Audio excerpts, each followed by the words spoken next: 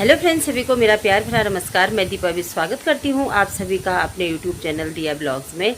आज जो मेरा ब्लॉग होने वाला है ये हमारे विद्यालय राजकीय इंटर कॉलेज खरसाड़ा पालकोट टिहरी गढ़वाल के दो स्टूडेंट के बारे में है जो कि इसी विद्यालय से पढ़े हैं और आज राजकीय सेवाओं में हैं।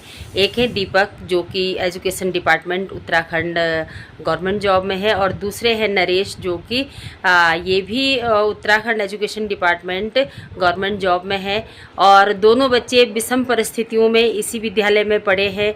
पारिवारिक कंडीशन भी रही होंगी, कई सारी कंडीशन पहाड़ों में रहती हैं, तो इन विषम परिस्थितियों से भी बच्चों का इतना अच्छा अचीवमेंट, तो विद्यालय परिवार को बहुत खुशी होती है कि हमारे बच्चे जो है हमारे विद्यालय के बच्चे आज अच्छी खासी राजकीय सेवाओं में है। तो रूबरू करवाते हैं उन्हीं बच्चों से। आज हमने विद्यालय में उन्हें बुलाया था तो वो अपना खट्टा मीठा जो भी जीवन का अनुभव है वो ब्लॉग के माध्यम से बताएंगे। कहते हैं सफलता किसी भी विषम परिस्थिति की मोहताज नहीं होती है। माइंड हमारा अपना है, पढ़ना हमने खुद है और अपना जीवन हमने खुद ही संवारना है। तो ऐसे ही ये बच्चे भी हैं और इन्हें सानिध्य मिला हमारे यहाँ पे श्री मोहन चौहान सर हैं जो कि ड्राइंग के टीचर हैं। तो काफ़ी बच्चे उनसे जुड़े हुए हैं और उनका जो बच्चों के प्रति डेडिकेशन रहता है, बच्चों को सिखाने का जो उनका तरीका है वो बहुत ही अपने आप में बहुत ही उम्दा है। और बहुत बच्चे, जितने भी बच्चे हमारे विद्यालय के गवर्नमेंट जॉब्स में हैं, उन्हें कहीं ना कहीं सर का सानिध्य मिला है और जीवन में समाज को कैसे सर्वाइव करना है, हम कैसे किसी भी अचीवमेंट को पा सकते हैं, वो सारा सर इन बच्चों को सिखाते हैं। और बहुत अच्छी अच्छी जॉब पे आज हमारे विद्यालय के बच्चे हैं, तो हमें खुशी होती है। लोग कहते हैं कि पहाड़ों में जो है पढ़ाई नहीं है, सरकारी स्कूलों में पढ़ाई नहीं है, ऐसा कुछ भी नहीं है।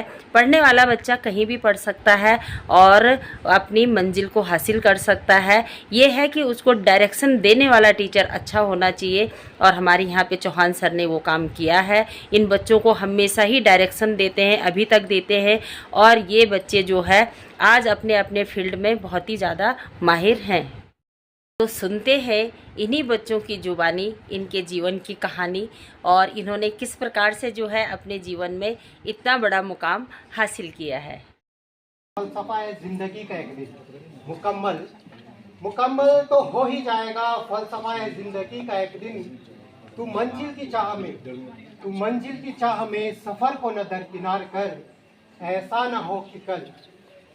हो कि कल जब तू शिखर पर पहुंच जाए, ऐसा न हो कि कल जब तू शिखर पर पहुंच जाए, अपनी मंजिल को पाले, खुशी बांटने का तेरा मन करे, खुशी बांटने का जब तेरा मन करे और पीछे मुड़ के देखे तो सिर्फ तेरे पैरों के तुझे निशा मिले, सिर्फ तेरे पैरों के तुझे निशा मिले।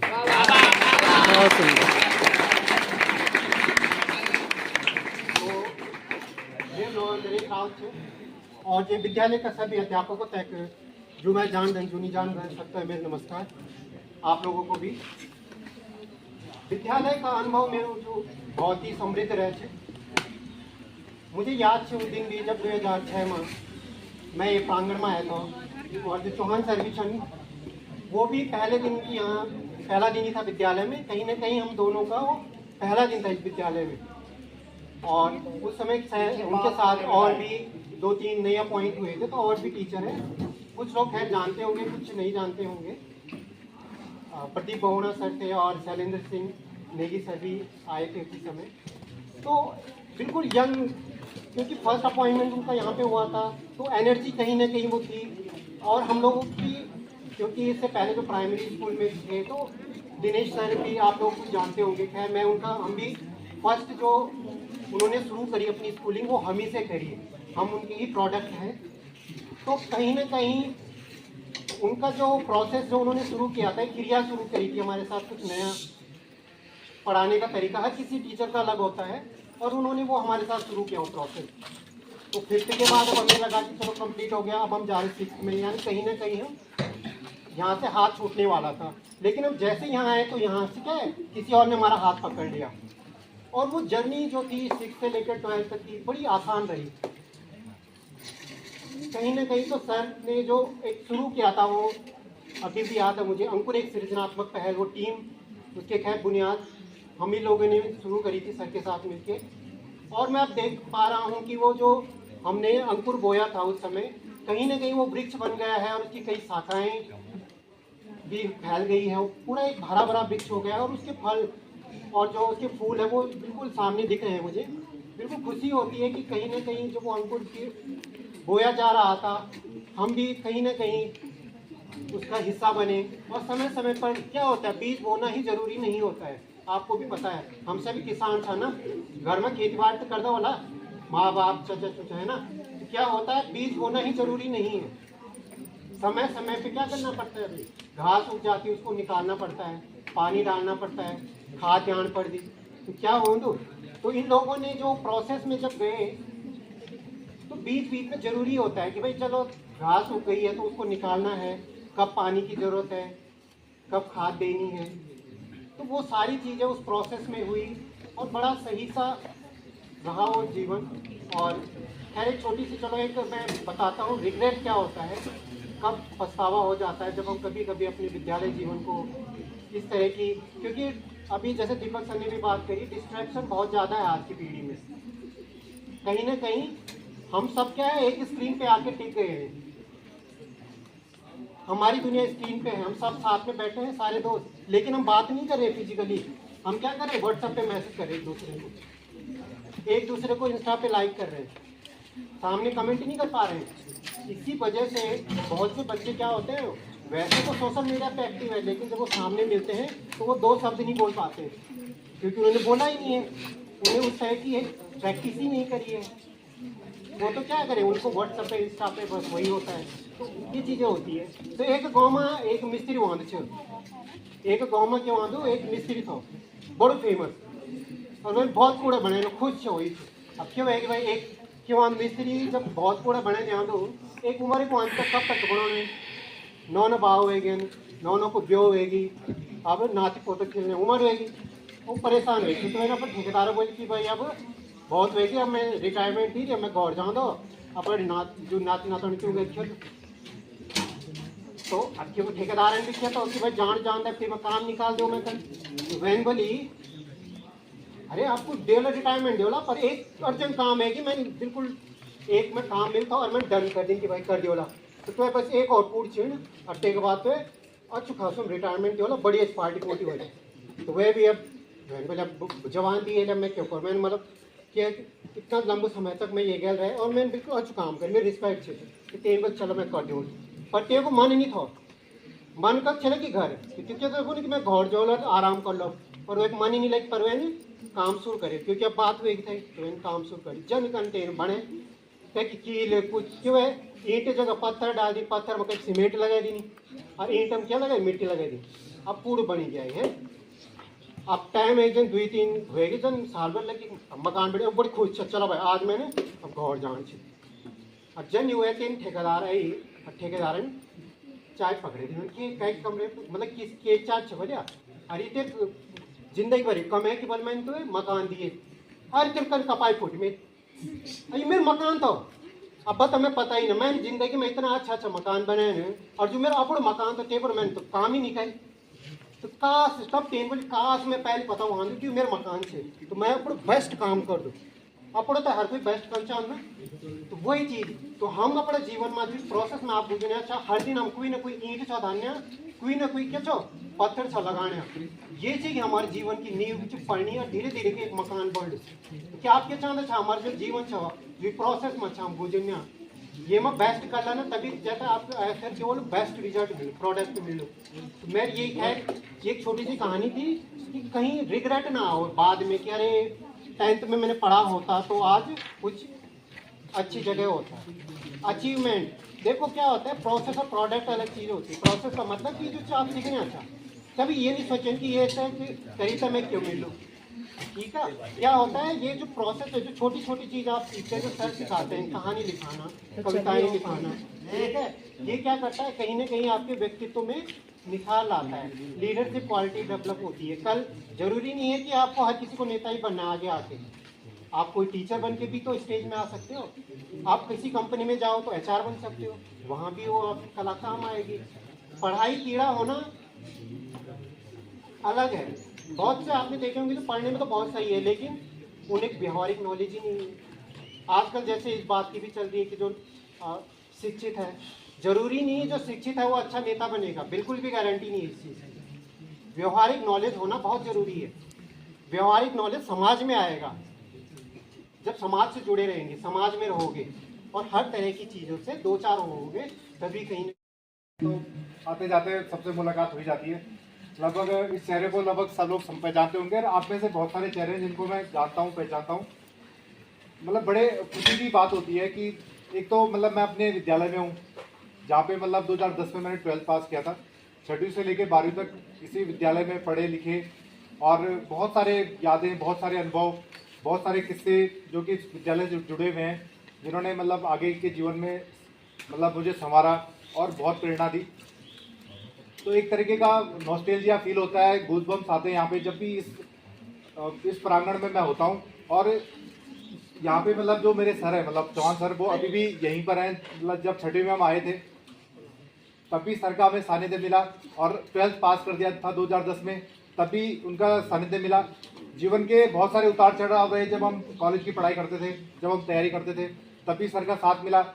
और आज हम राजकीय सेवा में हैं, अध्यापक हैं, आज भी सर का साथ मिल रहा है, उनका मार्गदर्शन मिल रहा है। तो अपने आप को बड़ा भाग्यशाली समझते हैं और बहुत ज़्यादा एकदम एक ब्लेस्ड वाली फीलिंग आती है। लेकिन इसके साथ साथ सबसे अच्छी बात यह है कि 2019 की बात है, तो हमारी मतलब जब मैं अपना डीएलएड प्रशिक्षण कर रहा था, तो उसमें 6 महीने का इंटर्नशिप मैंने इसी विद्यालय, मतलब ये खरसाड़ा जो हमारा प्राइमरी स्कूल है, वहाँ पे किया था।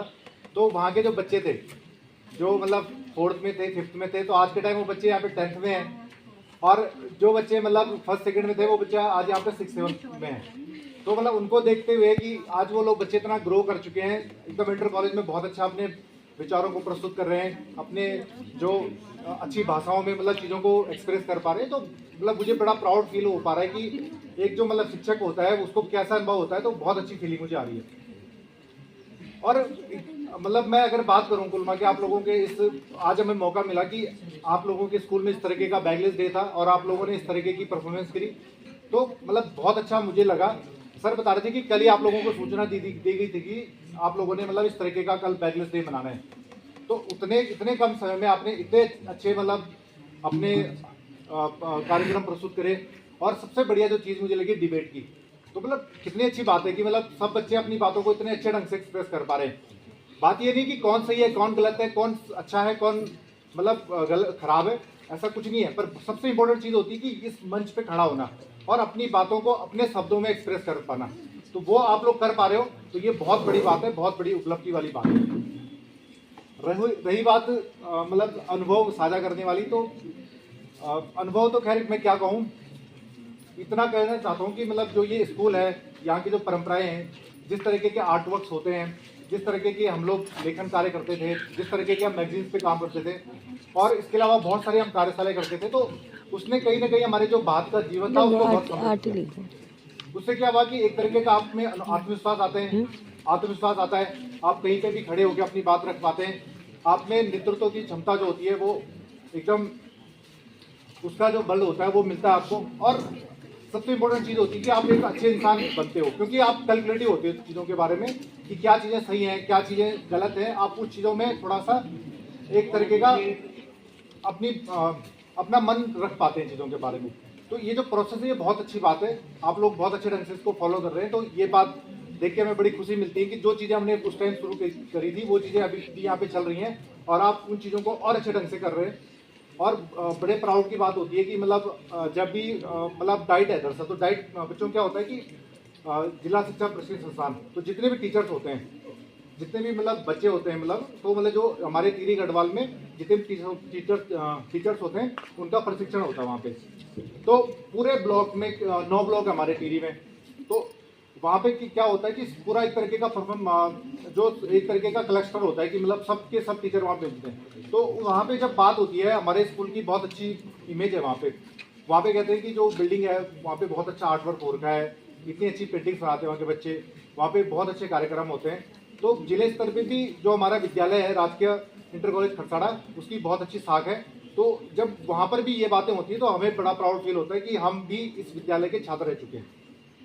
तो ज़्यादा मतलब मैं थोड़ा सा छोटे भाई बहन के नाते थोड़ा सा ये बात आपसे कहना चाहता हूँ कि आज के टाइम पे मतलब क्या है कि थोड़ा सा डिस्ट्रैक्शन ज़्यादा है बच्चों के पास। डिस्ट्रैक्शन क्या है कि सबके पास फ़ोन है और अनलिमिटेड डाटा है। तो जब इतना ज़्यादा डाटा है, सबके पास स्मार्टफोन है, तो हम क्या करते हैं कि जो सूचना का एक्सेस बहुत ज़्यादा है दरअसल। अब सूचना का एक्सेस ज़्यादा होता है तो क्या होता है कि काफ़ी बार हम जो मतलब अपने जो यूज़ है, मतलब जो ये हमारी एनर्जी है, जो ये टाइम है दरअसल, जिस टाइम को हमने अपने फ्यूचर के लिए मतलब जो बेस्ट टाइम होता है दरअसल, जो ये 9, 10, 11, 12 का टाइम होता है, अपने फ्यूचर की जो नींव रखी जाती है, तो उस समय को हम क्या कर देते हैं, फालतू की चीज़ों में दे देते हैं, जो कि इन्फ्लुएंस करने के लिए, मतलब कि दूसरों को हमने क्या करना है, इंप्रेस करना है, दूसरों को क्या करना है, ज़्यादा इन्फ्लुएंस करना है। तो एक तरीके का डिस्ट्रैक्शन ज़्यादा हो जाता है। और आज की दुनिया क्या दिखावे पे बेस्ड है बच्चों। वो क्या करती है कि कौन ज़्यादा दिख रहा है, अच्छा दिख रहा है, कौन ज़्यादा मतलब बढ़िया बोल रहा है, जो कौन क्या वो कर रहा है, लेकिन जो उसकी असलियत होती है, जो मतलब एक प्रोसेस होता है, उस पर कोई ध्यान नहीं देता है।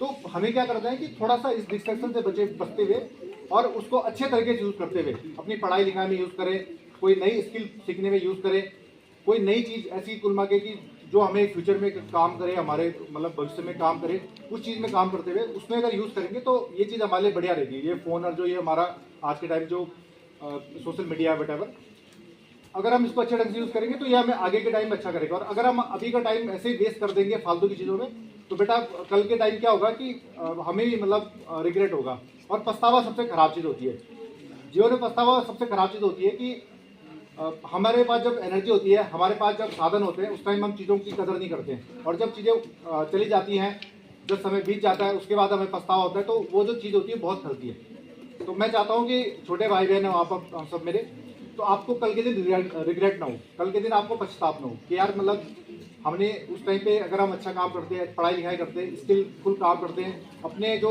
बहुत सारे जो क्षमताएं थी जो कि इस तरीके की यहाँ पे एक्टिविटीज में पार्ट नहीं लेते, तो हमने कुछ समय गंवा दिया, कोई चीज़ हमने गंवा दी, तो ये पश्चाताप ना हो लोगों को। बाकी ज़्यादा समय नहीं लेते। आप लोगों का धन्यवाद, आपने मुझे यहाँ पे मौका दिया बोलने के लिए, बहुत बहुत धन्यवाद।